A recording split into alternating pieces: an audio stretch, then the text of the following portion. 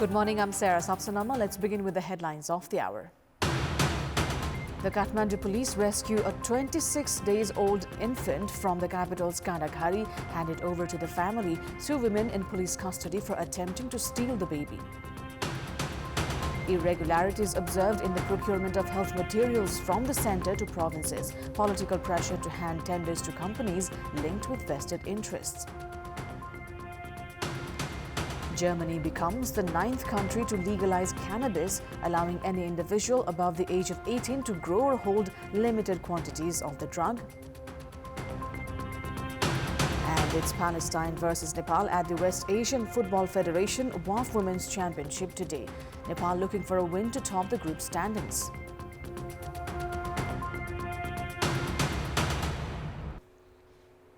The Kathmandu police have rescued a 26-days-old infant from the capital's Kandaghari and handed it over to the family. The infant had been stolen from Thapathali's Prasuti Griha yesterday. The police have also arrested Mankumari Singh, who hails from Dailek. Singh has confessed to the police she had stolen the baby as she and her husband could not conceive a child in 3 years of their marriage. The police arrested Singh yesterday itself and handed over the baby to the family.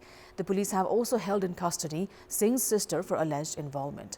22-year-old Sabina Shrestha, the infant's mother, had reached the hospital yesterday morning for regular checkup.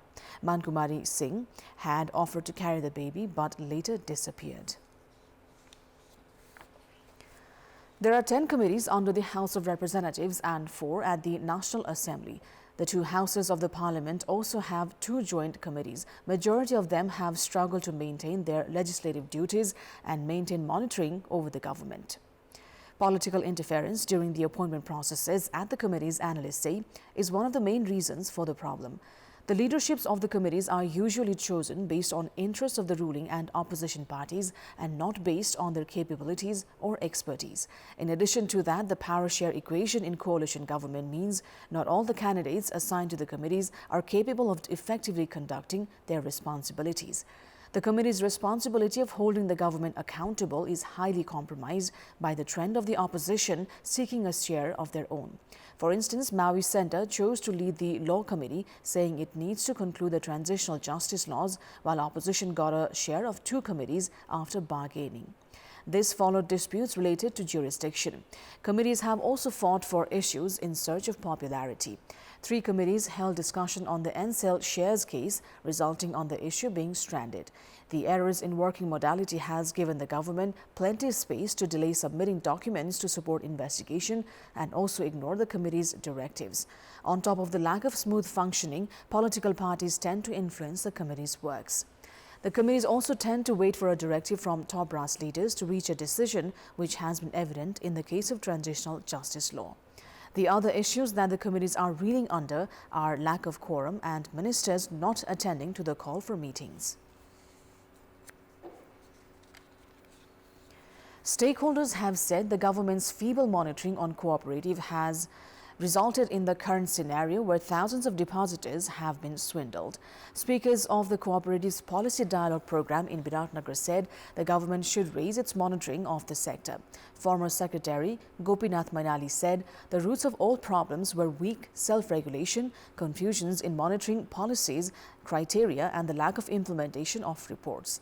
Participants of the event opined handful of operators' desire to earn quick money had resulted in the scenario. The Koshi Province Agriculture, Industry and Cooperatives Secretary Lekhraj Thakal, Municipality Association's Chair DP Rai, Cooperatives Registrar Hari Bahadur Khatri among others have expressed commitment in better monitoring in the days to come. The government has said it is in the final phase of completing the 16th five-year plan, while majority of the goals announced through the 15th plan are yet to be achieved. The government, through its 15th plan, had decided on 12 long-term goals and had announced of making Nepal a high-income nation by 2021. The goal was also to raise the per capita income to $12,100. Likewise, the government had aimed at benefiting at least 1 million during the implementation phase and 2 million after the completion of projects. The government had aimed at dropping the poverty rate to 11% from 18.70%, raise the average income in 5 years to $1,585 and attain an economic growth of 9.6%. The 15th five-year plan had also aimed at maintaining 20% population in agriculture, providing irrigation facilities to all arable lands, raise production capacity of lands, among others. In 25 years, the government had also aimed at reaching a double-digit economic growth. However, the reality has been stark different. Disparities exist among provinces in employment generation and GDP, among others. So far, 5 three-year plan and 10 five-year plans have come into effect in Nepal. Each of them have focused on raising living standards, productivity, employment opportunities, infrastructure development, among others. However, the government has failed to make any notable achievements in these goals.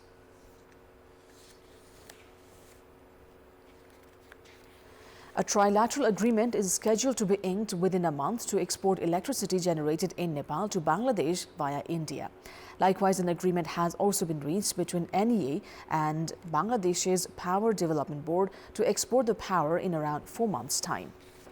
Although entities from Nepal, India and Bangladesh signed an initial draft to buy and sell power, a trilateral agreement is yet to be inked. After India agreed to let Nepal export up to 40 megawatts of electricity to Bangladesh through its country, the Nepal Electricity Authority has sent the rates of the electricity to be exported. A team of the authority had recently gone to Bangladesh to discuss on the rates to be exported and returned home yesterday. As Bangladesh has agreed on the rates Nepal had sent and the Bangladesh Power Development Board has sanctioned the rates, works for the trilateral agreement have now moved forward. Nepal and Bangladesh are preparing to ink a 5-year agreement. The NEA has informed that a trilateral agreement will be signed for Nepal to supply its power to Bangladesh through India's Barampur-Bheramara transmission line using the 400 kilovolt Dhalkebar-Muzaffarpur cross-border transmission line.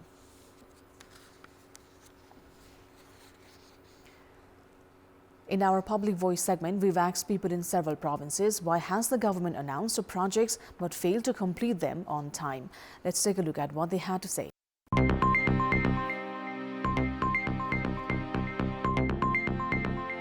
Commission को सबै खेल हो ठेकेदारले ठिका लिएको हुन्छ तर पैसा timely नभएर ढिलो हुन्छ विकास निर्माणको कुरामा अनुगमन गर्ने प्लानिङ गर्ने त्यसलाई चाहिँ सुपरभाइज गर्ने त्यसपछि चाहिँ बजेट हाल्ने कुरा भन्दा पनि सरकारकै गठबन्धन सरकारकै चाहिँ मन्त्रीमण्डल सरकारकै चाहिँ टिकाउमा व्यस्तता भएको कारणले सरकारले महत्त्वकांक्षी भएर योजना बनाउँछ र आफ्नो मेकानिजमलाई चुस्त दुरुस्त र विश्वासिलो ढंगले अगाडि नबढ्दाखेरि त्यो कार्यान्वयनमा जाँदैन सरकारकै आफूले टाइममा भुक्तानी दिन नसक्नेका कारणले गर्दाखेरि निर्माणका कामहरू अल्पत्र परिरहेका छन् इच्छा शक्ति र इमानदारीताको खाँचो छ असफल नेतृत्व समयमा सरकारले अथवा राज्यले ठेकेदारलाई बजेट उपलब्ध नगराए हुनाले काम सम्पन्न हुन नसकेको सरकारले पूरा गर्नुपर्छ भनेर योजना बनाएको भए पूरा हुन्छ तर सरकारै त्यसमा लागेको म त देख्दिन देशको राजनीति अस्थिरताको कारणले गर्दा हो खानेपानी र सडकको समन्वय छैन विद्युत र यो सरकारबाट विकास निर्माण सरकारबाटको समन्वय छैन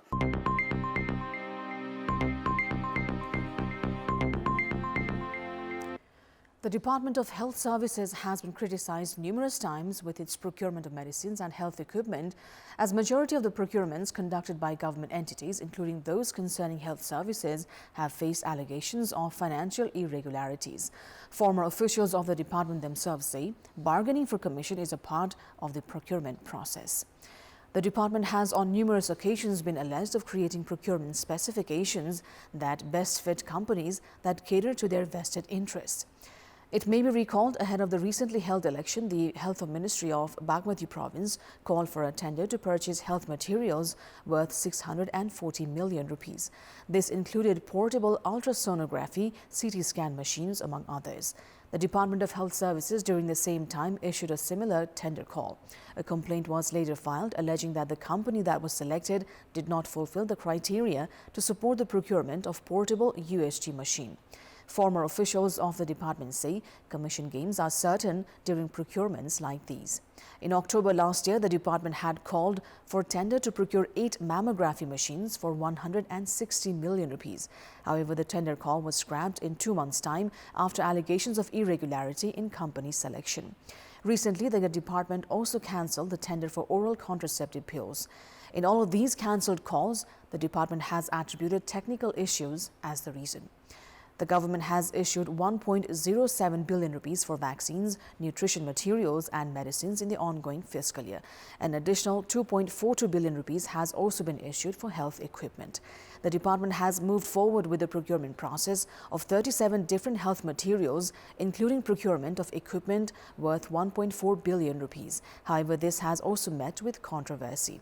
Over a dozen cases have been filed at the anti-graft body CIAE against Surendra Chaurasia of the department's supply division. Experts say apart from the staff's ill intentions, procurement decisions are also easily influenced by ministers. It is time now for our segment Public Pulse, where you text us with your opinion. The question is, what's your take on the trend of appointing close aides by pretending to fulfill required processes? Your options are A. Injustice to the qualified, B. Deceptive tactics, and C. Abuse of authority. The voting is on. Type NEWS, select your option A, B or C and send it to 34001 to share your opinion with us. Time now for international update.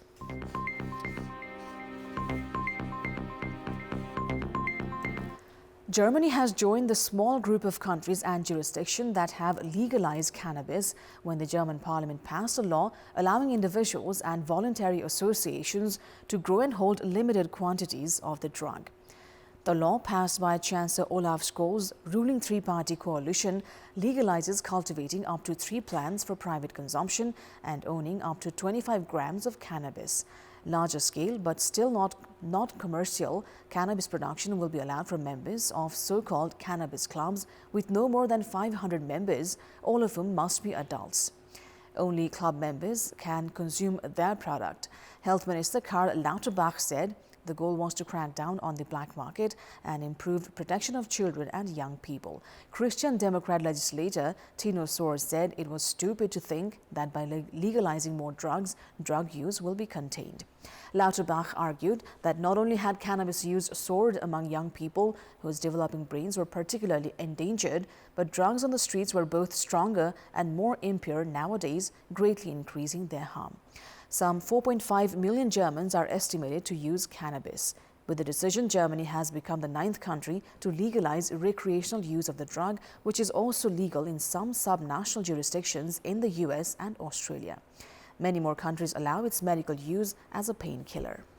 United Nations Security Council held a special meeting on the eve of the 2nd anniversary of Russia's invasion of Ukraine.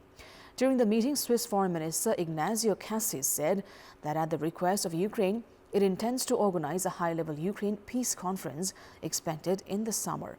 Ukraine is seeking to rally support for President Volodymyr Zelensky's 10-point peace plan amid signs of war fatigue as the front lines remain largely unchanged and the Israel-Hamas war in Gaza has become a more pressing focus of global attention.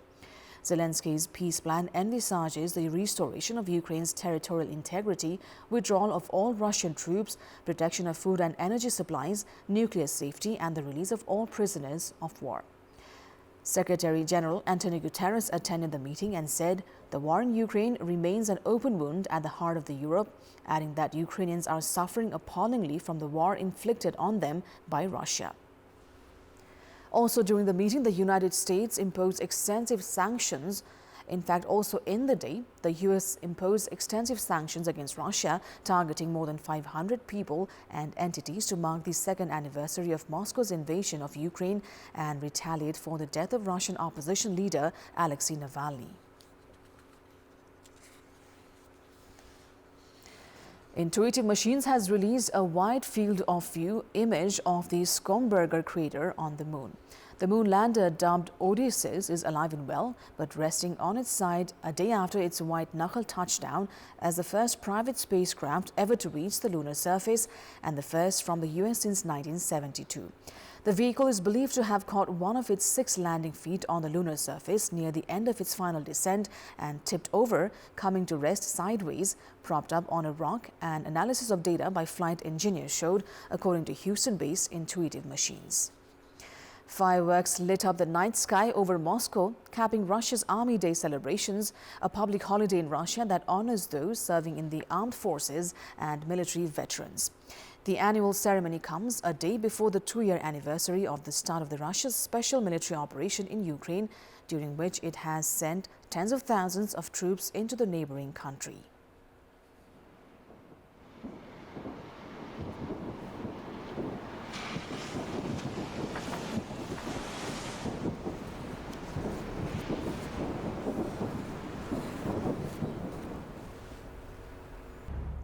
That is all for the moment. Thank you for watching. Bye for now.